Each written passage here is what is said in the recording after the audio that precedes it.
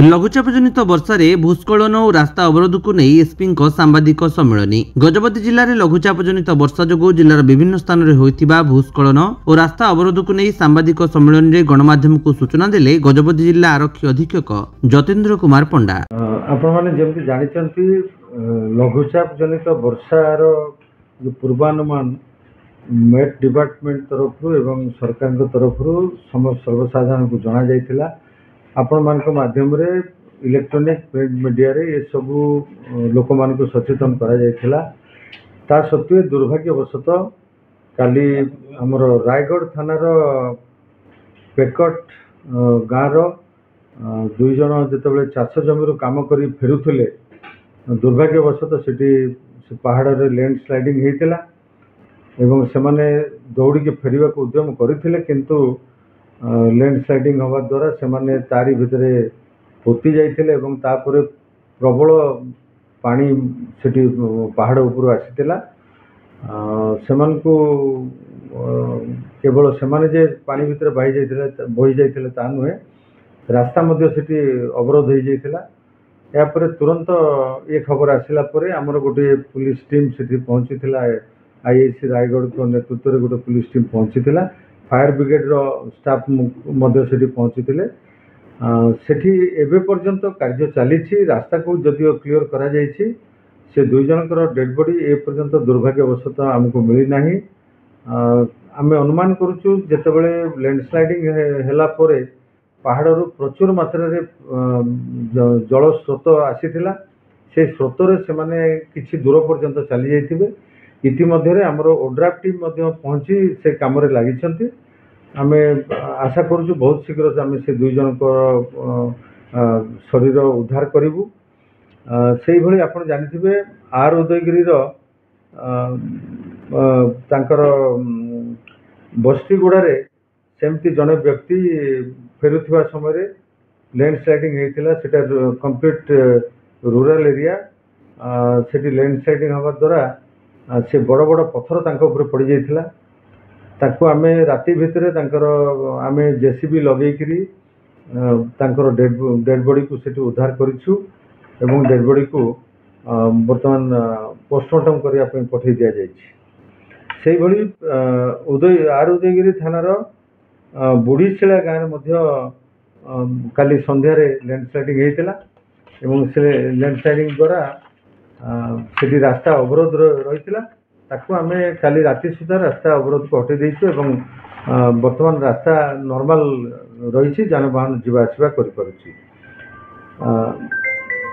सेही भली सेही घाटीशिला रे आर उदयगिरी थानार घड़शिला गाँव पाखे जो घाटी रही से गाँव मध्य गोटे काली लैंड स्लाइडिंग होता से जदिओ कहीं मृताहत होना से रास्ता अवरोध रही ताकू आमर फायर फाइटिंग यूनिट एवं आर Udayagiri police station officer IIC एवं स्टाफ मिसिकी ताकू मध्य काली राति सुधा क्लियर कर देइछंती।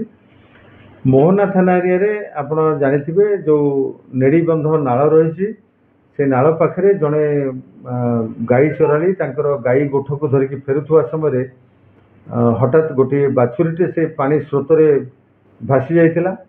ताकू उद्धार करने जड़े व्यक्ति जो पानी भितर को डिया मारी ताकू उद्धार करुले से निजे से पानी भितर बोई जाइथिले। तांको काली राति सारा आमर पुलिस एवं फायर ब्रिगेड तरफ अक्लांत परिश्रम करा जाइथिले मध्य राति भितर तांकर डेड बॉडी मिली नथिला। आज सकाळ 9टा पाखापाखि तांको शव को आमे उद्धार करिछु नई भितरु। सेही भली आउ जड़े व्यक्ति मध्य मोहना थाना एरिया बंधगुड़ा गाँव में सेमती लैंड स्लाइडिंग होता एवं जेतेबेले सी नई स्रोत रे पारी होगा चाहूले तांकू उद्धार करा जाई पारि नथिला। आज सकाळु मध्य तांकू उद्धार करा जाइछि। ओडवा थाना एरिया रे गोटे माइनर लैंड स्लाइडिंग होइछि बच्ची पंका गाँ पाखे से रूरल एरिया जानवाहन जीवा आसबार समस्या होता ताकू मध्य आमे एबे सुधा क्लियर कर देइछु राति भितरे एबे स्वाभाविक जानवाहन जीवा आसवा करि पारुछि। ଗାରାବନ୍ଧ ଥାନା ଏରିଆରେ ଯେମିତି ଆପଣ ଜାଣିଛନ୍ତି ଆମର ଏ ଜିଲ୍ଲାର ଏବଂ ଓଡ଼ିଶାର ଯେଉଁ ଅତି ସୁନାମଧନ୍ୟ ପର୍ବତ ରହିଛି ମହେନ୍ଦ୍ରଗିରି, ସେଠିକୁ 5ଟି କାରରେ ପ୍ରାୟ 24 ଜଣ ଟୁରିଷ୍ଟ ଆସିଥିଲେ। ଏଭଳିଆ ପାଗ ଜାଣିବା ସତ୍ତ୍ୱେ ସେମାନେ ଭୁଲବଶତଃ ସେଠିକି ପଳେଇ ଯାଇଥିଲେ। ଯେତେବେଳେ ଦ୍ୱିପହର ସମୟରେ ଦିନ 1:30ଟା ସମୟରେ ଲ୍ୟାଣ୍ଡସ୍ଲାଇଡିଂ ହେଇଥିଲା, ସେମାନେ ଆଉ ଫେରି ପାରିନଥିଲେ। এই ଖବର ପ୍ରଥମ ଖବର ଆମ ପାଖରେ ଥିଲା ଗତକାଲି। ସେ ଖବର ପାଇଲା ପରେ ଆମେ ଆମର ଗାରାବନ୍ଧ ଥାନାର ସମସ୍ତ ଷ୍ଟାଫ୍ ଏବଂ ଏସ୍ଡିପିଓଙ୍କ ନେତୃତ୍ୱରେ ଗୋଟେ ପୁଲିସ ଟିମ୍ ସେଠିକି ଯାଇଥିଲା। ସେଠି ଜେସିବି ଲଗେଇକିରି ଯେତେବେଳେ ଆମେ ଘାଟିର ତଳୁ ପ୍ରାୟ 6 କିଲୋମିଟର ଉପରେ ପ୍ରଥମ ଲ୍ୟାଣ୍ଡସ୍ଲାଇଡିଂ ହେଇଥିଲା, ତାକୁ କ୍ଲିୟର କଲା ପରେ ପୁଣି ଦେଖାଯାଇଥିଲା ଆଉ ଗୋଟେ 200 ମିଟର ଦୂରରେ ପୁଣି ଗୋଟେ ଲ୍ୟାଣ୍ଡସ୍ଲାଇଡିଂ ହେଇଛି।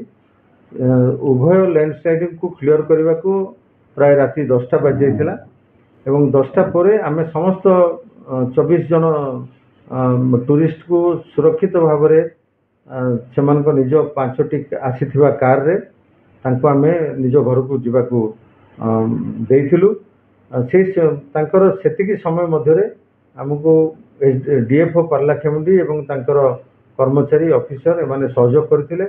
ଟୁରିଷ୍ଟ ମାନଙ୍କର ଯେତିକି ସମୟ ସେମାନେ ଅସୁବିଧାର ସମ୍ମୁଖୀନ ହୋଇଥିଲେ, ସେତିକି ସମୟ ଭିତରେ ତାଙ୍କର ଖାଦ୍ୟ ପାନୀୟ ଏବଂ ଅନ୍ୟାନ୍ୟ ଆବଶ୍ୟକତା ଏବଂ ଇଭିନ୍ ଛୋଟ ଶିଶୁମାନେ ମଧ୍ୟ ଥିଲେ, ସେମାନଙ୍କୁ ମଧ୍ୟ ରାତି 10ଟା 10:30 ପର୍ଯ୍ୟନ୍ତ ଯେତେବେଳେ ଆମେ ତାଙ୍କୁ ସୁରକ୍ଷିତ ବାହାର କଲୁ, ସେ ପର୍ଯ୍ୟନ୍ତ ଛୋଟ ପିଲାର ଆବଶ୍ୟକତା ଅନୁସାରେ ତାଙ୍କୁ ଚକୋଲେଟ୍ ମଧ୍ୟ ଆମର ପୁଲିସ ତରଫରୁ ତାଙ୍କୁ ଦିଆଯାଇଥିଲା। ଗାରାବନ୍ଧ ଥାନାରେ ତାଙ୍କୁ ଆମେ ସୁରକ୍ଷିତ ଭାବରେ ପହଞ୍ଚେଇ ସେଠାରୁ ସେମାନେ ନିଜ ନିଜର ଗନ୍ତବ୍ୟସ୍ଥଳୀକୁ ଯାଇପାରିଥିଲେ। ସେ 24 ଜଣଙ୍କ ମଧ୍ୟରୁ 8 ଜଣ ମହିଳା ଥିଲେ ଏବଂ 4 ଜଣ ଶିଶୁ ମଧ୍ୟ ଥିଲେ। ସମସ୍ତେ ସୁରକ୍ଷିତ ଭାବରେ ତାଙ୍କର ଯାନବାହନ ସୁରକ୍ଷିତ ଭାବରେ ରହିଥିବା ଅବସ୍ଥାରେ ସେମାନେ ନିଜ ନିଜର ଘରକୁ ଫେରିଛନ୍ତି। ଆମ ପାଖରେ ଗୋଟେ ଖବର ପହଞ୍ଚିଥିଲା, କାଶୀନଗର ବଂଶଧାରା ନଦୀ ଟାପୁରେ କିଛି ମାନେ ଗାଈ ଚୋରାଳି ଗତ ରାତିଠୁ ଅଟକି ଯାଇଥିଲେ, ହଠାତ୍ ନଈରେ ପାଣି ଅଧିକା ଆସିବା କାରଣରୁ। ତାପରେ ଆମେ ଆମ ପାଖରେ ଯେହେତୁ ଆଜି ଓଡ୍ରାଫ୍ ଆଭେଲେବୁଲ୍ ଥିଲା, ଓଡ୍ରାଫ୍କୁ ସେଠିକି ପଠାଇଥିଲୁ। ଓଡ୍ରାଫ୍ର ଗୋଟେ ଟିମ୍ ସେଠି ପହଞ୍ଚି ତାଙ୍କୁ ଉଦ୍ଧାର କରିବାକୁ ଚେଷ୍ଟା କରିଥିଲେ, କିନ୍ତୁ ସେ ସମୟ ଭିତରେ ନଈରେ ପାଣି କମି ଯାଇଥିଲା। ତେଣୁ ସେ ସୁରକ୍ଷିତ ଭାବରେ ନିଜ ପ୍ରଚେଷ୍ଟାରେ ଗାଈମାନଙ୍କୁ ଧରିକି ସେ ବାହାରକୁ ଆସିପାରିଛନ୍ତି। ସେଇଭଳି ସେରାଙ୍ଗ ଥାନାରେ ମଧ୍ୟ ଲ୍ୟାଣ୍ଡସ୍ଲାଇଡିଂ 3ଟା ଜାଗାରେ ହେଇଛି। ଅଜୟଗଡ଼, ଖଜୁରୀପଦା ନୂଆଗଡ଼ ରାସ୍ତା ଏବଂ ନୂଆଗଡ଼ ଗୁଣୁପୁର ରାସ୍ତା, ସେ ଗୁଡ଼ିକୁ ମଧ୍ୟ ବର୍ତ୍ତମାନ ଆମେ ରାସ୍ତା କ୍ଲିୟର କରିଦେଇଛୁ ଏବଂ ଯାତାୟାତ ସମ୍ପୂର୍ଣ୍ଣ ସ୍ୱାଭାବିକ କରିଦିଆଯାଇଛି। କେବଳ ଆପଣ ଯେମିତି ଜାଣିଛନ୍ତି, ବ୍ରହ୍ମପୁରରୁ ରାୟଗଡ଼ା ଯିବା ରାସ୍ତାରେ ମୋହନା ଥାନା ଅଞ୍ଚଳରେ ଲୁହାଗଡ଼ି ନିକଟରେ ଗୋଟିଏ ବ୍ରିଜ କାଲି ଅପରାହ୍ନରେ ସମ୍ପୂର୍ଣ୍ଣ ଭାବରେ ବନ୍ୟା ଜଳରେ ଧୋଇ ଚାଲିଯାଇଛି। ତ ସେଇ ଜାଗାରେ ଦୁଇ ପାର୍ଶ୍ୱରେ ଆମର ପୁଲିସ କର୍ମଚାରୀମାନେ ରହି ରାସ୍ତାରେ ଆସୁଥିବା ଯାନବାହନକୁ ଡାଇଭର୍ଟ କରୁଛନ୍ତି। ସମସ୍ତ ଯାନବାହନ ବର୍ତ୍ତମାନ ମୋହନା ବଜାର ଏବଂ ଚଣ୍ଡିପୁଟ ଦେଇ ଯାତାୟାତ କରୁଛି। କୌଣସି ଯାତ୍ରୀମାନଙ୍କୁ ବା କୌଣସି ଯାନବାହନକୁ କୌଣସି ଅସୁବିଧା ଏବେ ନାହିଁ।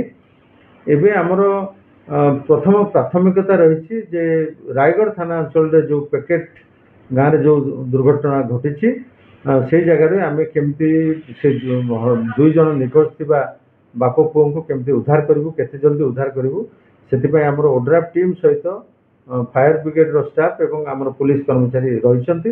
ମୁଁ ନିଜେ ଟାଇମ୍ ଟୁ ଟାଇମ୍ এই ଘଟଣାର ମନିଟରିଂ କରୁଛି। ଆମେ ଆଶା କରୁଛୁ ବହୁତ ଶୀଘ୍ର ତାଙ୍କୁ ମଧ୍ୟ ଆମେ ଉଦ୍ଧାର କରିବୁ। ଗଜପତିରୁ ରେଣୁବାଳା ବେହେରାଙ୍କ ରିପୋର୍ଟ, ବିଶ୍ୱ ବିଜୟୀ ନ୍ୟୁଜ୍ ଓଡ଼ିଶା।